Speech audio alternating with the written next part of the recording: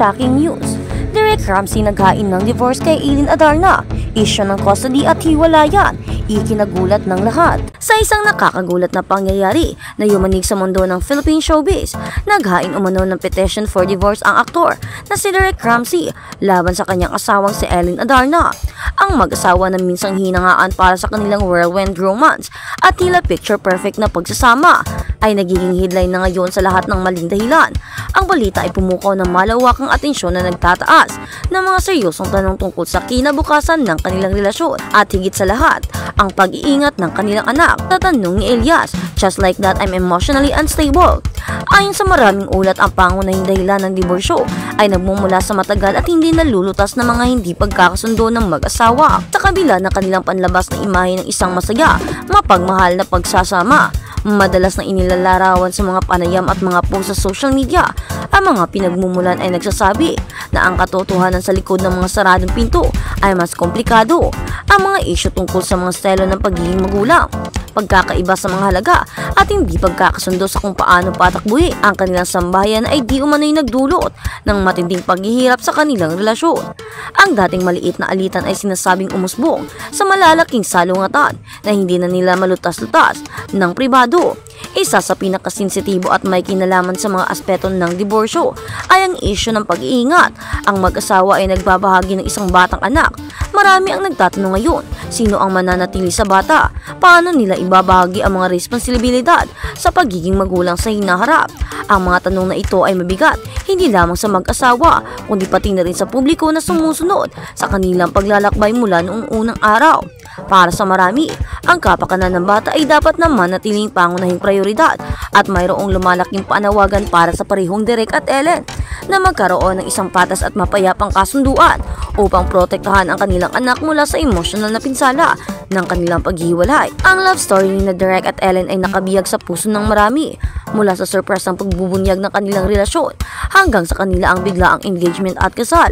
Mabilis na umunlad ang kanilang pag-iibigan at malawak na nabalitaan ng media. Nakita sila ng mga tagahanga bilang isang matibay na mag-asawa na hindi natatakot na makipagsapalaran para sa pag-ibig. Ang kanilang kasal ay isang ingranding selebrasyon, hindi lamang para sa kanilang mga pamilya at malalapit na kaibigan, kundi para din sa mga tagahanga na naniniwalang natagpuan nila ang kanilang forever sa isa't isa. Ngunit sa paglipas ng panahon, tumama ang katotohanan. Isang malupit na paalala na ang pag-aasawa ay hindi lamang binubuo ng pag-ibig at kemika. Nangangailangan ito ng pasensya, komunikasyon, pag-unawa at kompromiso. Ito ang mga pagpapahalaga na ayon sa mga ulat ay naging mahirap para sa mag-asawa na panatilihin, habang ang kanilang mga pagkakaiba ay naging mas malinaw. Sa ngayon, nananatiling tahimik sina Ellen Adarna sa usapin. Hindi pa siya naglalabas ng anumang opisyal na pahayag. Nagdaragdag ng higit ng gasolina sa mga haka-haka. Naniniwala ang ilan na maaaring naglaan siya ng oras para iproseso ang biglaang paglipat ni Derek. Iniisip ng iba na matagal na niyang inaasam ito at pinipili na lang niyang hawakan ang mga bagay ng pribado, anuman ang kaso. Ang kanyang pananahimik ay patuloy na naglalabas ng mga tanong at teorya sa mga tagahanga at netizens. Sa kabilang banda, bagamat ginawa ni Derek Ramsey ang kanyang legal na hakbang sa pamamagitan ng paghahain ng petisyon, hindi rin niya tinalakay sa publiko ang mga detalye ng kanyang desisyon. Ang kawalan ng malinaw na paliwanag mula sa magkabilang panig ay nag-iiwan sa publiko sa pagdududa. Ang ilan ay kumakapit pa rin sa pag-asa na ang diborsyo na ito ay maaaring maging isang wake-up call o isang diskarte upang pilitin ang pagmumuni-muni, posibleng nagbibigay ng daan para sa pagkakasundo. Ngunit marami ang naniniwala na ito na ang simula ng wakas para sa minsang ipinagdiwang ng mag-asawa. Ang emosyonal na epekto ng sitwasyong ito ay higit pa kay Derek at Ellen. Ang kanilang mga tagahanga na dating inspirasyon mula sa kanilang kwento ng pag-ibig, ngayon ay nagpapahayag ng kalungkutan at pagkabigo.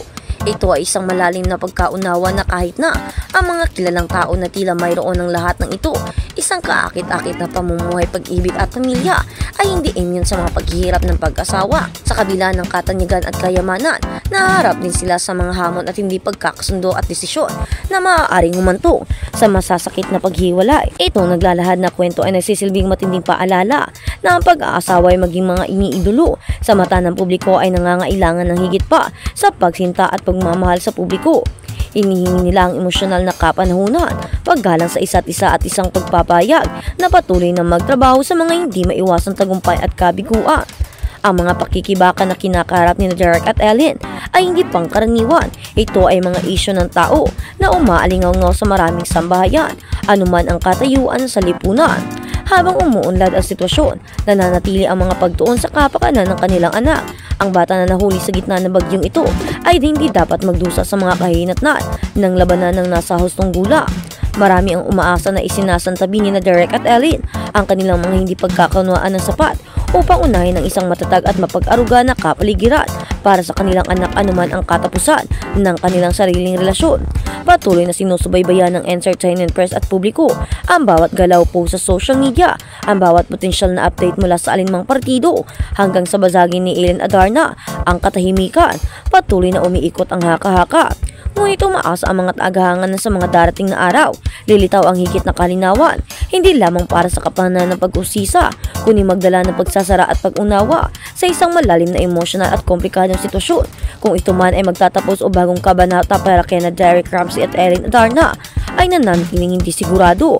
Ngunit isang bagay ang malinaw, sa likod ng kaakit-akit na harapan ay may isang tunay na kwento na puno ng mga tunay na pakikibaka. Ang kanilang sitwasyon ay isang paalala na ang pag-ibig ay maaaring magpasiklab ng isang relasyon, ngunit higit pa ang kanila upang mapanatili ito, lalo na kapag ang kinabukasan ng isang bata ay nakabatay. At sa kabilang banda, Ellen Adarna, Derek Ramsey iniintrigang naghiwalay na. Kamakailan ay naging sentro ng usap-usapan ngayon sa social media at ilang online forums ang di man nahiwalayan ng mag-asawa. Subalit agad itong pinabulaanan ng batikang showbiz columnist na si Christy Fermin sa kanyang radio program na Christy for Minute nitong Biyernes, August 29. Ayon kay Christy, walang katotohanan ang mga kumakalat na chismis at isa lamang itong mema o gawa-gawang balita na walang matibay na basihan. Paliwanag ng veteranang columnista. Nakikita umano kung gaano kagaling ni si Derek sa paghawak ng kanilang relasyon. Sa parehong paraan makikita rin na si Ellen ay marunong mag-adjust at sumusunod sa dynamics ng kanilang pagsasama. Kaya para kay Christy, hindi dapat agad paniwalaan ang mga haka-haka basta na lang na nauugnay sa dalawa. Isa sa mga pinagmula ng espekulasyon ay ang ulat na check-in daw ni Ellen Adarna sa isang hotel ng mag-isa para sa ilang netizens. Indikasyon umano ito na may problema na silang mag-asawa.